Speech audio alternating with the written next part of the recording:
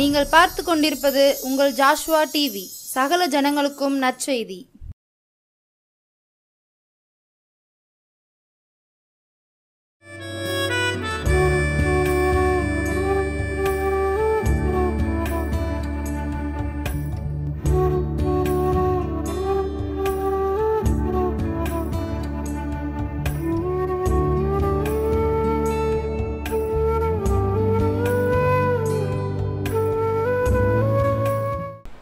நாளில் அநேகர் இதில் உட்காந்து செய்தியை கேட்குறவங்க சபைக்கு போகிறவங்கள் உண்டு.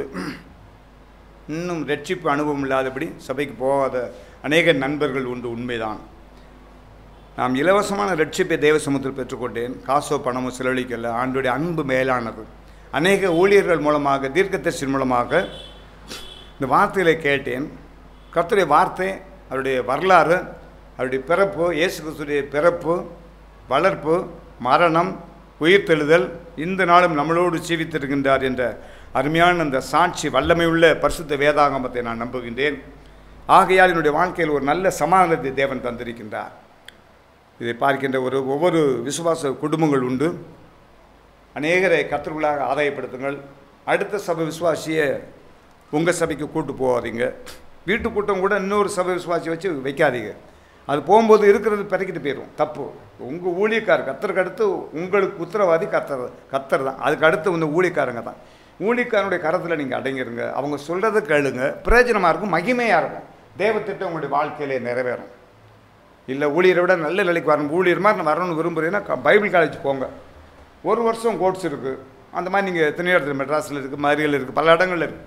அதில் நீங்கள் அங்கே போய் படித்து வரும்பொழுது தாழ்மைனா என்ன, விட்டு கொடுக்குறனா என்ன, ஒரு ஆத்மா ஆதாயம் பண்ணதுனா என்ன, நம்ம சபைக்கு நம்ம கூட வந்துக்கிட்டு இருக்க விசுவாசிகள் அப்புறம் அப்படி இன்னொரு இடத்துக்கு கூட்டு போயிடுவோம். அதுனா அது கர்த்தருக்கு அருவருப்பு, கர்த்தருக்கு பிரியமில்லாதது. எல்லாமே நீங்கள் தெரிஞ்சுக்கிட முடியும், பிரயோஜனமாக இருக்கும். அப்படி அல்லாத அளவுக்கு கர்த்தருடைய திட்டத்தை நீங்கள் நிறைவேற்றக்கூடியவங்களாக இருந்தீங்கன்னா ஊழியம் முடிச்சதுக்கு ஊழியக்காரங்கள்ட்ட கேட்டு அவங்க பாதையில் ஊழியக்காரங்க என்ன உங்கள்கிட்ட சொல்கிறாங்களோ, உங்களுக்கு நியமித்த ஊழியர் என்ன சொல்கிறாங்களோ அதே மாதிரி கைப்பிரதி கொடுக்கணுமா, உங்களுக்கு என்ன ஊழியத்தை அவங்க தராங்களோ பொறுப்பாக அதை நீங்கள் செய்யுங்க. அதுக்கு மீறி செய்யாதீங்க. கர்த்தருடைய திட்டம் என்னன்னு தெரிஞ்சுக்கோங்க. அதுக்கு அடுத்து ஊழியக்காரங்க ஆலோசனை கேட்டு அவங்களுக்கு கீழே நீங்கள் செயல்படும் பொழுது அவங்களுடைய ஆளுக்கு கீழே கர்த்தருடைய அந்த ஊழியக்காரங்களுடைய ஆலோசனை கேட்டு நீங்கள் செயல்படும் பொழுது அவங்களுடைய செபம் உங்களை தற்காக்கும். அவங்களுடைய உற்சாகம் உங்களை பாதுகாத்துக்கிட்டே இருக்கும். ஜெபம் பண்ணிக்கிட்டே இருப்பாங்க உங்களுக்காக ஊழியத்தை முடிச்சுட்டு வர்ற வரைக்குமே. இதுக்கிடையில் கர்த்தருக்கு பிரியமில்லாத ஒரு காரியங்களை நம்ம தேவ சமூகத்தில் கேட்டு செயல்படும் பொழுது நல்லா இருக்கும், சந்தோஷமாக இருக்கும். அநேக ஆத்துமாக்களை, கர்த்தரை அறியாத ஜனங்களை கைப்பிரதி கொடுத்தோ, ஜெபம் பண்ணியோ, நன்மை செஞ்சோ, திருப்பி அவங்க கொடுக்க முடியாத உதவி நீங்கள் செய்யலாம். பலகீனமாக இருப்பாங்க. அவங்க முடித்தவங்க ஆர்லிஸ் வாங்கி சாப்பிட முடியாது, போஸ்டர் வாங்கி சாப்பிட முடியாது. ரொம்ப கஷ்டமாக இருக்கும். குடும்பம் வருமானம் கம்மியாக இருக்கும். அந்த மாதிரி திருப்பி கேட்காம உதவி செய்யுங்க, நல்லது. அப்போ கர்த்தருடைய நாம வெளியேறப்பட்டது. திருப்பி கேட்க முடியாமல், திருப்பி கேட்கக்கூடாதுங்கிற திட்டம் தான் அங்கே போய் செய்யுங்க. செஞ்சுட்டு சொல்லி காமிக்காதீங்க, தவறு. அது மாதிரி வேற ஒரு விசுவாசியை நீங்கள் போகிற சபைக்கு ஆள் சேர்த்து அப்படி பண்ணாதீங்க, அது தவறு. கர்த்தருடைய சமூகத்தில் தவறு. ஒரே இடத்துல ஒரே ஊழியருடைய ஆலோசனை கேளுங்க. உங்களுடைய சன்னதி நல்லா இருக்கும். அநேக ஊழியருடைய கான்டாக்ட் வேணும். எந்த ஊழியக்காரங்க அதை சொன்னாங்க அது வேண்டாம், நல்லா இருக்காது. உங்களுக்கு உத்தரவாதமாக இருக்கக்கூடிய ஊழியர் யார் மூலமாக ரட்சிக்கப்பட்டீங்களோ, திருமணத்திற்கு முன்னால் கர்த்தர் ஆரம்பத்தில் யார் மூலமாக ரட்சிக்கப்பட்டீங்களோ அவங்க உங்களுக்காக கண்ணீர் அடிச்சிருப்பாங்க. அது வீண் போகாது. தேவ திட்டத்தை அறிந்து புரிந்து நம்ம செயல்படும் பொழுது தேவனுடைய கிருபை நம்மளை ஆளுகை செய்யும். தேவன் தாமே ஆசீர்வதிப்பாராக. இந்த நாளில் உங்களுடைய செய்தியின் தலைப்பை நாம் பார்க்கும் பொழுது ஆலயத்தின் ஆசீர்வாதம் இருக்கும். ஆலயத்தின் ஆசீர்வாதம் எப்படி இருக்கும்? ஆலயத்தில் எப்படியா ஆசீர்வாதம் இருக்கும்? போய் உட்காந்துட்டா இருக்குமா? ஜெபம் பண்ணணும், துதிக்கணும், குடும்பத்துக்காக ஜெபம் பண்ணணும், சொந்த பந்தத்துக்காக ஜெபம் பண்ணணும், பெற்றோருக்காக ஜெபம் பண்ணணும், பிள்ளைகளுக்காக ஜெபம் பண்ணணும், ஊழியர்களுக்காக ஜெபம் பண்ணணும், விசுவாச குடும்பங்களுக்காக. இந்த உலகத்தில் ஆண்டவர் பற்றி அறியாத குடும்பங்கள், ஜனங்கள் ரொம்ப இருக்காங்க. ஜெபம் பண்ணணும். ஆஸ்பத்திரியில் இருக்கக்கூடிய ஜனங்களுக்காக நம்ம ஜெபம் பண்ணணும். வேதனையோடு இருக்காங்க, நெருக்கத்தோடு இருக்காங்க, ஜெபம் பண்ணணும். ஜெபம் பண்ணுறதுக்காக தான் தேவன் நம்மளை தெரிந்து கொண்டார். தேவன் தாமே ஆசீர்வதிப்பாராக. ஆலயத்தின் ஆசீர்வாதம் இருக்கும். தேவ ஆலயத்திற்கு போனால் ஆசீர்வாதம் இருக்கும் அப்படிங்கிறத பார்க்க. பார்க்கணும். நம்ம தேவன் தாமே ஆசீர்வதிப்பார். அந்த நாளிலும் கூட, இந்த நாளில் இந்த செய்தியை கொடுக்கக்கூடிய அருமையான இந்த நாள் தேதி 24/6/2025 உங்களோடு இப்படிப்பட்ட ஒரு ஆலோசனையை, இப்படிப்பட்ட ஒரு கிருபையை, இப்படிப்பட்ட ஒரு தயவை தேவ வார்த்தையின் மூலமாக, வசனத்தின் மூலமாக எடுத்து உரைக்கத்தக்க தேவன் தந்த மேலான கிருபைக்காக, தயவுக்காக நன்றியோடு என் தேவனுக்கு நான் நன்றி செலுத்துகிறேன். கர்த்தராகிய இயேசு கிறிஸ்துவுக்கு தேவன் தாமே வழி நடத்துவாராக. அந்த நாளின் செய்தியின் தலைப்பு, ஆலயத்தின் ஆசீர்வாதம் இருக்கும். ஆலயத்தில் எப்படி ஆசீர்வாதம் இருக்கும்? செய்தி தலைப்பு கடந்து செல்லும் முன்பாக ஒரு சின்ன ஆலோசனை உங்களோடு நான் சொல்ல விரும்புகின்றேன். தேவன் தாமே ஆசீர்வதிப்பாராக. திருமணமாகிவிட்டது, குழந்தையை நம்ம எதிர்பார்க்கின்றோம். உண்மைதான். ஒரு குழந்தை, 2 குழந்தை ஆண்டவர் தராரு. சில இடத்துல 3 குழந்தை இருக்கும். ஆண்டவர் தந்த கர்ப்பத்தின் கனிகளோ கர்த்தரால் கிடைக்கக்கூடிய சுதந்திரம், உண்மைதான். ஆனால் அந்த பிள்ளைகளை வளர்க்கத்தக்க, பொறுப்பாக கவனிக்கத்தக்க கிருபை தருகின்றார். பிள்ளைகள் வளர்ந்து வரும் முன்பாக கணவன் மனைவி நாம் என்ன நினைக்கின்றோம் என்றால், எப்படியாவது ஒரு இடத்த வாங்கணும், வீடை கட்டணும் அப்படின்னு நினைக்கும். அது உண்மைதான், தவறில்லை. குடும்பத்தில் கடன் வாங்க சூழ்நிலைமை ஏற்படும் பொழுது கணவனும் மனைவியும் ஆலோசனை பண்ண வேண்டும். இந்த கடன் நம்ம வாங்குகிறோமே, வட்டி முதலும் கட்ட முடியுமா? ஒன்று. இந்த கடன் தேவையில்லோ கடன் தானா, தேவையில்லாததா? இந்த கடனை நாம் மேற்கொள்ள முடியுமா? இது மூழ்கடிச்சிருமா நம்மளை? எல்லாமே யோசிக்கணும். கடனுங்கிறது சும்மா கிடையாதுங்க. அதே நேரத்தில் யார்ட்டுமே கேட்க வேண்டாம். கணவன் மனைவிட்ட கேட்க வேண்டாம் அப்படின்னு ஒரு முடிவெடுத்தா தனி கடன் தனிமையாக்கும். கடன் வாங்குறீங்க, கணவனும் மனைவியும் ஒரே சரீரம் பயிரில் பார்க்கும். கணவனும் மனைவியும் ஆலோசனை பண்ணி ஒரு முடிவெடுங்க. கணவன்கிட்ட கேட்காம மனைவி கடன் வாங்கினா அந்த கடன் எந்த நிலையாகும்னா தனி கடன் தனிமையாக்கும். மனைவிட்ட கேட்காம நீங்கள் கடன் வாங்கினீங்கன்னா தனிமையான கடன் தனிமையாக்கும். தனிமைன்னா என்ன? வேதனை, நெருக்கம், பாடு, நிந்தனை, போராட்டம். அது எப்படின்னு கேட்டீங்கன்னா, அவங்க கேட்டாங்க, கையெழுத்து கேட்டாங்க, நான் போட்டேன். அவங்க ஜாமீனுக்கு கேட்டாங்க, கையெழுத்து போட்டேன். அவங்க அந்த கடன் எடுத்துருக்காங்க, ஜாமீனுக்கு நீ சாட்சி போட சொன்னாங்க, போட்டேன். அவங்க கட்ட முடியல, அதனால் நான் கட்டு. எதுக்கு இந்த வம்பு? நமக்கு கொடுத்த குடும்பத்தை, பிள்ளைகளை ஒற்றுமையாக, ஒழுங்குங்கிறவமாக, பயத்தோட, நடுக்கத்தோட அந்த பிள்ளைகளுக்கு தேவையான சந்திக்கத்தக்க கடன் வாங்கணுங்கிற முடிவு நம்ம வரும்போது தவறாக சொல்ல, நான் கடனை வாங்காதே நான் சொல்ல வரல. கலந்து செயல்படணும், கலந்து செயல்பட வேண்டும். ஒரு பேங்க் நம்ம போகிறோம், ஒரு 2 லட்ச ரூபா 3 லட்ச ரூபா லோன் எடுத்து வீடு கட்ட வேண்டியிருக்குன்னா எத்தனை கையெழுத்து நம்மகிட்ட கேட்காங்க, எவ்வளோ டாக்குமெண்ட்லாம் கேட்காங்க. இதெல்லாம் நமக்கு சரிதானாங்கிறது கணவனும் மனைவியும் உட்கார்ந்து ஒருமனப்பட்டு சரின்னா தலையிடுங்க. ஒருவருக்கு தெரியாமல் லோன் எடுத்தீங்கன்னா அந்த தனிமையான கடன் தனிமையாக்கிற ஒரு மனுஷன், அது தவறு. தனிமையாக உட்காந்து அழுக சொல்லும், தனிமையாக உட்காந்து பேச சொல்லும், வேதனையை கொடுக்கும், நெருக்கம், பலவிதமாக சொல்லலாம். நான் குற்றப்படுத்தி உங்கள்கிட்ட சொல்லலை, கடன் வாங்காத ஆளே கிடையாது. அர்த்தம் திருத்தமாக குடும்பத்தில் கலந்து ஆலோசனை பண்ணி பிள்ளையை பெரிய பிள்ளையாகிட்டேன்னு பிள்ளைகிட்ட கேட்டு செய்யுங்க. நீங்கள் கடன் எடுக்கன்னா பிள்ளையை தான் கட்ட போதா, பிள்ளைகிட்ட கேட்டு செய்யுங்க. இல்லை உங்களுக்கு அடுத்து வேலை உங்களுக்கு முடியுது, ரிட்டையர் ஆகுதுன்னா பிள்ளைகிட்ட கேட்டு செய்யுங்க. பிள்ளைகள் கட்டுறதுக்கு திராணி இருக்கான்னு கேட்டு செய்யுங்க. நான் வாங்கின கடனை என் பிள்ளை கட்டணும் முடிவு எடுத்தீங்கன்னா இந்த காலத்தில் அது முடியாது. வருமானம் கம்மி, வேலைகள் ரொம்ப பழுவு. அதனால் கலந்து ஆலோசனை பண்ணும் பொழுது அது வீண் பிரச்சனைகள் வராது. தனிமையான கடன் யாருக்கும் தெரியாமல் நம்மளாக கையெழுத்து போட்டு வாங்கிட்டோம் அப்படின்னா சரியாக இருந்தால் தான் போச்சு. அதில் நம்ம மீடேற முடியலன்னா தனிமையாக்கிற மனுஷனை வேதனையை கொண்டு வந்துடும். சாப்பாடு செல்லாது, சரியான நேரத்தில் நம்ம தூங்க முடியாது, சரியான நேரத்தில் நம்ம எந்திக்க முடியாது. வேலைக்கு போனால் அந்த கடங்காரங்க நிற்பாங்க.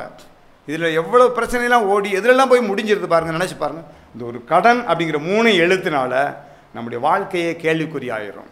தயவு செய்து சொல்கிறேன் கேளுங்க, கடன் வாங்குறத ஆலோசனை பண்ணுங்க. 1. 2வது, கணவனும் மனைவியும் குடும்பமாக உட்காந்து ஆலோசனை பண்ணி, பிள்ளைகளும் பெரிய பிள்ளை ஆயிடுச்சுன்னா கலந்து ஆலோசனை பண்ணி செய்யுங்க. அடுத்தவனுக்கு நீங்கள் அடுத்த நபர்களுக்கு அவங்க கட்டிடுவாங்கன்னு வச்சுக்கிடுவோமே, கட்டக்கூடியவங்க தான் ஜாமீன் போடுற சரியா, அதுக்கும் ஆலோசனை பண்ணுங்க. குடும்பமாக ஜாமீன் கேட்குற குடும்பமும் சாட்சி போடுற குடும்பமும் ஆலோசனை பண்ணுங்க. உட்காந்து இந்த இவங்க நம்பி போடலாமா, நான் கையெழுத்து போடவா வேண்டாமா, அப்படி கலக்காமல் செஞ்சுக்கிட்டீங்கன்னா அந்த குடும்பம் உங்கள்கிட்ட தலையிடாத இடத்து பிரச்சனை வரும். யார் கேட்ட போட்டீங்க நீங்கள், எனக்கு தெரியுமா, அந்த ரூபாய் வாங்கி அவர் என்ன செஞ்சார், அந்த ரூபாய் அவங்க என்ன செஞ்சாங்க எனக்கு தெரியாது, அது சங்கடம், வீண் சிரமம். ஒரு குடும்பம் உயர்வதற்கு, ஒரு குடும்பம் சமாதானமாக இருப்பதற்கு கடன் ஒரு தடையை உண்டு பண்ணலாம், உயர்வை உண்டு பண்ணும். ஆனால் ஆலோசனை பண்ணி செயல்படும் பொழுது தேவ திட்டத்தை தேவன் அங்கே நிறைவேற்றுகின்ற தேவனாக இருக்கின்றார். என்னுடைய தாழ்மையான ஒரு வேண்டுகோள், இது நன்மையாக இருக்குமானால் நீங்கள் தயவுசெய்து ஏற்றுக்கொள்ளுங்கள். தேவ சமூகத்தில் நான் ஆலயத்தின் ஆசிரியர், இந்த செய்தியின் தலைப்பு ஆலயத்தின் ஆசீர்வாதம் இருக்கும். இது உண்மை. ஆலயத்தில் எப்படி ஆசீர்வாதம் காணப்படும்? இந்த ஆலயம் தேவன் ஆசீர்வாதம் இருக்க சிலருக்கு திருமணம் நடக்கும், சிலருக்கு கோர்ட்டு கேஸு பல பிரச்சனை எல்லாம் வரும். இதெல்லாம் வந்துக்கிட்டே தாங்க. சில குடும்பத்தில் அக்கா தம்பி இவங்களுக்கு நன்மையான காரியங்கள் செய்ய வேண்டியிருக்கும், பிரச்சனைகள் வரும், பண தேவைகள் இருக்கும். எல்லாத்துலேயும் ஆலோசனை நீங்கள் போகக்கூடிய சபை ஊழியத்தை நீங்கள் கேளுங்க. அவங்க நல்ல ஆலோசனை கர்த்தருடைய சமூகத்தில் முழங்கால் போட்டு கேட்டு அதை சொல்லுவாங்க. ஆண்டவர் யாக்கோபை சந்திக்கிறார், அதற்கு ஒரு பெயரை வைக்கிறார். அதற்கு பெயர் பெத்தேல் என்று வைக்கிறார். இந்த ஆலயத்தின் உங்களை தேவன் ஆசீர்வதித்தார், இதுவே உங்களுக்கு பெத்தேல் என்னப்படும். நீங்கள் போகக்கூடிய ஆலயத்தின் மூலமாக, செபத்தின் மூலமாக, வேண்டுதல் விண்ணப்பத்தின் மூலமாக தேவன் ஆசீர்வதிக்கின்ற தேவனாக இருக்கின்றார். ஒருபோதும் வெட்கப்படுத்தவே மாட்டார். தேவர் கிருபை என்றும் உள்ளது என்பதை பார்க்கின்றார். அவருடைய கிருபை என்றும் உள்ளது. சங்கீதம் 27:4 பார்க்கும். நான் என் ஜீவனுள்ள நாளெல்லாம் கர்த்தரின் ஆலயத்தில் தங்கியிருப்பதை நாடுவேன். சங்கீதம் 27:27-4 அதில் பார்க்கும். ஆலயத்தில் தங்கியிருப்பதையே நாடுவேன், கர்த்தரின் வசனத்தில் நாம் இருதயம் தங்கியிருக்க வேண்டும். உங்களை நீங்கள் ஆராய்ந்து பார்ப்பீர்கள். இந்த ஆலயத்தில் ஆராய்ச்சி செய்வோம். தேவாலயத்திற்கு வந்தால் மனமார்ந்த புதிய கருவியாக தேவன் பயன்படுத்துகிறார். சில வசனங்கள் உங்கள் இருதயத்தில் தங்கும். கவலை, கண்ணீர், பாடு, உபத்திரங்கள் எல்லாம் தேவன் மாற்றுகின்ற தேவனாக இருக்கின்றார். கிருபை. 1 நாளாகமம் 4:10 பார்க்கும் பொழுது அருமையான ஒரு வசனம் அதில் இருக்கு. யாபேஸ் வேண்டிக் கொண்டதே தேவன் அருளினார். யாபேஸ், டாடி எனக்கு இது வேணும், சுத்தமான செய்யணும், உரிமையோடு கேட்காரு, விசுவாசத்தோடு கேட்காரு. 1 நாளாகமம் 4:10 பார்க்கும் பொழுது 509 பார்க்கும் பழைய ஏற்பாட்டில் பார்க்கும் பொழுது, ஆதியாகமம் 49:22-24 வரைக்கும் பார்க்கும் பொழுது, யோசேப்பு கனி தரும் செடி, அவன் நீரூற்று அண்டையில் உள்ள கனி தரும் செடி, அவன் கொடிகள் சுவரெங்கும் படரும். எவ்வளவு ஒரு வல்லமை பார்த்தீங்களா? யோசேப்பு குறித்து ஆண்டவர் நல்ல ஒரு ஆசீர்வாதத்தை தருகின்றார். யோசேப்புடைய வாழ்க்கையில் கர்த்தருடைய ஆலயத்தை குறித்து வாஞ்சி இருந்துச்சு. கர்த்தருடைய ஆலயத்தில் ஆசீர்வாதம் இருக்கும் என்பதை பார்க்கின்றோம். கிருபை. ஆதியாகமம் 49:22-24 பார்க்கணும். யோசேப்பு கனி தரக்கூடிய ஒரு செடி, அவன் நீர் ஊற்றண்டையில் உள்ள கனி தரக்கூடிய செடி, அதன் கொடிகள் சுவரில் படரும். நீதிமொழிகள் 1 பார்க்கும். வசனத்தை நேசியுங்கள், நீங்கள் ஞானிதான். சங்கீதம் 36:8 பார்க்கும். ஆண்டவரின் ஆலயத்தில்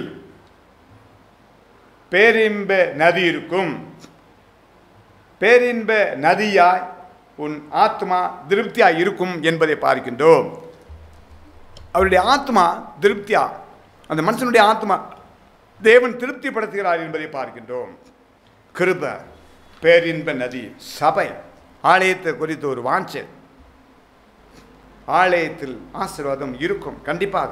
நாம் தேடும் பொழுது, நாடும் பொழுது, விசுவாசிக்கும் பொழுது இந்த காரியங்களை தேவன் வாக்கிய செய்கின்ற தேவனாக இருக்கின்றார். தேவன் ஒருபோது வெட்கப்படுத்தவே மாட்டார். தேவ சமாதான சபை ஆண்டுடைய பெரிய கிருபை நாள் 1994 ஆண்டு ஆரம்பிக்கப்பட்டது. ராஜபாளையம் தெற்கு பொன்னவரம் அந்த இடத்துல எத்தனையோ விசுவாசிகள் வந்தார்கள். கஷ்டத்தோடு, வேதனையோடும், பாடுகளோடும் வந்த நபர்கள் அநேகம் உண்டு. அநேக ஊழியர்கள் அந்த இடத்துல இருந்து ஜெபம் பண்ணது உண்டு. அநேக விசுவாசிகள் அந்த கஷ்டப்பட்ட குடும்பங்களுக்காக ஜெபித்த நாட்கள் உண்டு. அநேக விசுவாச குடும்பங்கள் நன்மைகளை பெற்றுக்கொண்டார்கள். இந்த இடத்துல இப்போ அந்த சபையில் ஆளை காணும். நன்மை பெற்றுக்கொண்ட பின்பாக காணும். ஆனால் ஒன்று, நன்மை செய்வதில் எந்த ஊழியக்காரனும் சோர்ந்து போகக்கூடாது. நன்மை செய்வதற்கு தேவன் அழைத்திருந்தார் என்றால் நீங்கள் சோர்ந்து போகக்கூடாது. பதில் தேவ சமூகத்தில் இருக்கு. மனிதனிடத்தில் பதில் எதிர்பார்த்து செய்வதல்ல ஊழியம். கர்த்தருடைய பரத்திலிருந்து நமக்கு ஒத்தாசை வர வேண்டும்.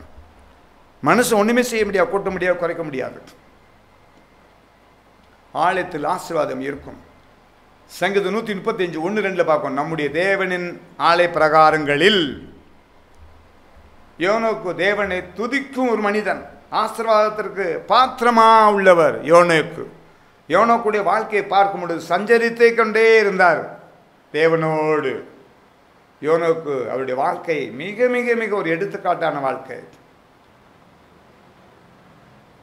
நீங்கள் குளிக்கும்போது உங்கள் அநேக நேரங்களில் பிள்ளைகளை கவனமாக பார்க்க வேண்டும். குற்றாலம் போகிறோம், குளிர்ச்சியாக இருக்கும், மழை நேரத்தில் அந்த சின்ன பிள்ளைங்க குளிக்கும்போது எனக்கு குளிராக இருக்குன்னு தான் சொல்லுவோம். ஆனாலும் போன இடத்துல குளிக்க வைக்கணுங்கிற ஒரு எண்ணம் அவங்களுக்கு வந்துடுது. சின்ன பிள்ளைகள் குளிக்க வச்சு 3 வயசு 4 வயசு நாள் குளிக்க வச்சு தோற்றி அவங்கள பாதுகாப்பாக நம்ம கொண்டு வந்துருந்தோம். அதே போல் சபை நம்மளை பாதுகாக்கக்கூடிய பேழை, நோவா பேழை, நம்மளை பாதுகாக்கக்கூடிய ஒரு இடம் பேழை.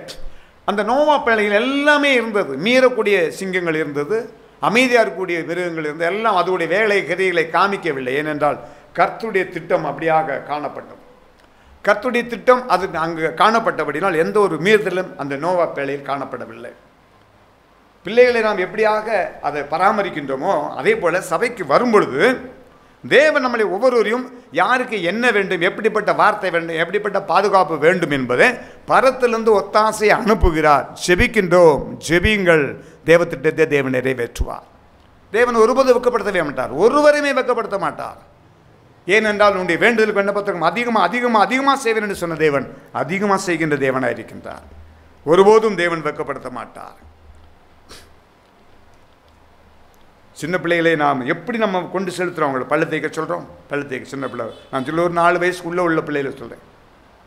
அந்த பிள்ளைகளுக்கு நம்ம பள்ளு தேய்க்கிறது அது தெரியாது. 3 வயசுல இந்த பிள்ளைகளுக்கு நம்ம தான் பள்ளு தேய்க்கணும், முகத்தை கழுவணும், குளிக்க வைக்கணும், எண்ணெய் தேய்க்கணும், சீவனம், இதெல்லாம் பண்ணுறோம். அப்போ சபைக்கு வரும் பொழுது தேவ சமுதாயம் எல்லாருமே கர்த்தருக்கு முன்பாக நம்ம பிள்ளைகள் தான். நாம் ஞானி என்று சொல்ல முடியாது. ஆனால் தேவன் வசனத்தை அடிப்படையில் கற்றுக் கொடுக்கிறார். இந்த வசனத்தை இருக்க பற்றுக்கொள்ளும் பொழுது வசன ரகசியங்களை, வசனத்திற்குரிய அடிப்படையில் உள்ள வார்த்தையை, வாக்குத்தத்தங்களை நீங்கள் சுதந்திரித்துக் கொள்ளும் பொழுது ஆபிரகாம் சன்னதியை போல, விசுவாச சன்னதியை போல, ஈசாக்கின் சன்னதியை போல தேவன் உயர்த்த வல்லமையுள்ள தேவனாக இருக்கின்றார். விசுவாசிப்பவர்களுக்கெல்லாம் கூடும். நம்முடைய பிள்ளைகளை நாம் எப்படி பராமரித்து வருகின்றோமோ, எப்படி கவனம் செலுத்தி வருகின்றோமோ, அதைவிட மேலாக என் நேசர் நம்மளை ஒவ்வொருவரையும் அன்னுதினமும் பராமரிக்கின்ற தேவனாக இருக்கின்றார். உங்களையும் என்னையும் நம்மளை சிருஷ்டித்த தேவன் ஒவ்வொரு நிமிஷமும் அங்கலாய்ப்போடு பார்க்கின்றார். தாய் மறந்தாலும் உன்னை நான் மறப்பதில்லைங்கன்னு சொல்கிறார் ஆண்டவர். தாய் மறந்தாலும் உன்னை நான் மறப்பதில்லை, ஒருபோதும் மறப்பதில்லை. நினச்சி பாருங்கள், ஒருபோதும் மறப்பதில்லைன்னா பாருங்களேன், அதுக்கு பதிலே கிடையாது. எவ்வளோ கிருபை, எவ்வளோ தாய் நம்ம மேலே எவ்வளோ அனுபவிச்சிருக்காரு ஆண்டவர். அதுக்கு நான் என்ன கைமாறு செய்ய முடியும்? ஆலயத்துக்கு போகலாம். அந்த ஆலயத்துக்கு போய் ஆசீர்வாதம் இருக்கும். அந்த ஆசீர்வாதத்தை நம்ம சுதந்திரிச்சு கொள்ளணும். ஆசீர்வாதங்கிறது வாக்குத்தத்தம், நன்மை, கிருபை, நம்ம சொந்த பந்தம், கர்த்தரை பற்றி அறியாத ஜனங்கள், படிக்கிற பிள்ளைங்க, வயசானவங்க, இவங்களுக்கு நம்ம அன்பு செலுத்துவோம். அன்பு செலுத்தும் போது அந்த வாரத்தில் ஒரு நாள் ஞாயிற்றுக்கிழமை சபைக்கு வந்து நீங்கள் கூப்பிட்டு வரும்பொழுது அந்த 10 to குறிப்பிட்ட ஒவ்வொரு சபையில் 2 மணி நேரம் 3 மணி நேரம் வைப்பாங்க.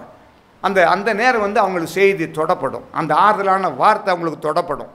சின்ன பிள்ளையை போல் வந்து உட்காந்துருப்பாங்க, வேதனையோடு கண்ணீரோடு வந்து உட்காருப்பாங்க. எந்திரிச்சு போகும்பொழுது தேவனுடைய பலன் அவங்களோடு கிரியை செய்யும். கர்த்தரோடு கொடுத்த கர்த்தர் மூலமாக தந்த வார்த்தை மூலமாக அவங்க கம்பீரமாக எந்திரிச்சு ஒரு மன மகிழ்ச்சியோடு போவாங்க. அவங்களுக்குள்ள ஒரு உத்தரவாதம் இருக்கும், அவங்களுக்குள்ள ஒரு எழுப்புதல் இருக்கும், அவங்களுக்குள்ள ஒரு மகிமை இருக்கும், தேவ மகிமை இருக்கும். அந்த இடத்துல வித்தியாசமாக இருக்கும். தேவன் வெட்கப்படுத்தவே மாட்டார். கர்த்தருடைய கிருபை என்றும் உள்ளது. எவ்வளவு கிருபை! சங்கீதம் 92ஆம் அதிகாரத்தில் நம்ம பார்ப்போம். 13ஆம் வசனம், கர்த்தருடைய ஆலயத்தில் யார் தேவனுடைய ஆலயத்தில் நாட்டப்பட்டவர்களோ அவர்கள் நிச்சயம் செழிப்பார்கள். நீங்கள் எல்லோரும் ஒரு வழி, நீங்கள் அப்படி செழிக்கும் பொழுது நீங்கள் எல்லாரும், நீங்கள் பார்க்கின்ற ஒவ்வொருவரும், விசுவாசிக்கிற கர்த்தரை விசுவாசிக்கிற ஒவ்வொரு ஒளிவுமர கன்றுகளை போல தேவன் வழி நடத்துவார். கர்த்தருடைய வார்த்தைக்கு கீழ்ப்படிந்து கர்த்தருடைய வார்த்தைக்கு பயப்படும் பொழுது அவன் நீர்க்காலங்களில் ஓரமாக நடப்பட்டு தன் காலத்தில் தன் கனியை தந்து இலை உதிராத மரத்தை போல் இருப்பான். அது மட்டுமல்ல, அவன் செய்வதெல்லாம் வாய்க்கும், அந்த சகோதரி செய்வதெல்லாம் வாய்க்கும், அந்த சகோதரன் செய்வதெல்லாம் வாய்க்கும். ஒருபோதும் தேவன் வெட்கப்படுத்த மாட்டார். இந்த ஊழியத்தில் இத்தனை ஆண்டுகளை நடத்தி கொண்டு இருக்கக்கூடிய இந்த ஊழியத்தில் அநேக விசுவாசிகள் நீங்கள் ஜெபம் பண்ணுறீங்க, அநேக அரசு அதிகாரிகள் ஜெபம் பண்ணிக்கிட்டு இருக்கீங்க. நான் நல்லா நம்புகிறேன். தேவ கிருபை, உங்களுடைய ஜெபம் எனக்கு வேணும், உங்கள் ஆறுதலான ஜெபம் எனக்கு வேணும், உங்கள் விசுவாசமான ஜெபம் வேணும். இன்னும் அநேகருக்கு சுவிசேஷம் சொல்லக்கூடிய ஒரு மகனாக தேவன் என்னை வழி நடத்த வேண்டும். அதற்குண்டான ஆரோக்கியத்தையும் பலத்தையும் உற்சாகத்தையும் தேவன் தரணும். தேவன் தாமே வழி நடத்துவாரார். தேவ கிருபை என்றும் உள்ளது, அவருடைய வல்லமை என்றும் உள்ளது. அருமையான தேவ கிருபையினால் கிட்டத்தட்ட அநேக ஊழியர்கள் மூலமாக அந்த சபையை தேவன் நடத்தி வந்தார். 1994 முதலாக 2024 வரையும் பார்க்கும் பொழுது 30 வருஷங்கள் கடந்து விட்டது. இந்த 30 வருஷத்தில் அவனுடைய பெரிய கிருபையினால அருமையான ராஜபாடத்தில் பாஸ்டர் செலிஸ்டர் ஐயா நடத்தினாங்க ஒரு 4 வருஷம். இப்படியாக நாட்கள் கடந்தது. செலிஸ்டர் அடுத்து அருமையான பழைய பஸ் பக்கத்தில் பாஸ்டர் ராஜன் அந்த ஐயா கிறிஸ்டி அவங்க துணைவியார் அவங்க நடத்தினாங்க. அத்திப்பட்டின்னு ஒரு ஊர் அத்திக்குளம் சிலுத்தூர் போகிற பால செல்வராஜ் ஐயா அந்த பாஸ்டர் ஐயா நடத்துகிறாங்க சபையை. கன்னியாகுமரி மாவட்டம் நாகர்கோவிலில் இருக்காங்க அருமையான பாஸ்டர் டைட்டஸ் அந்த ஐயா பேர். இரக்கமுள்ள ஒரு ஐயா, அநேக சுவிசேஷம் தாகம் உள்ள ஒரு அருமையான ஐயா டைட்டஸ். அதுக்கடுத்து திருநெல்வேலியிலேருந்து ஒரு ஐயா ரஃபேல், அருமையான சகோதரன். அந்த சகோதரன் ஒரு அருமையான எழுப்புதல் சபையை நல்ல ஒரு எழுப்புதலாக நடத்தி வந்தார். தேவன் தாமே வழி நடத்துவாராக.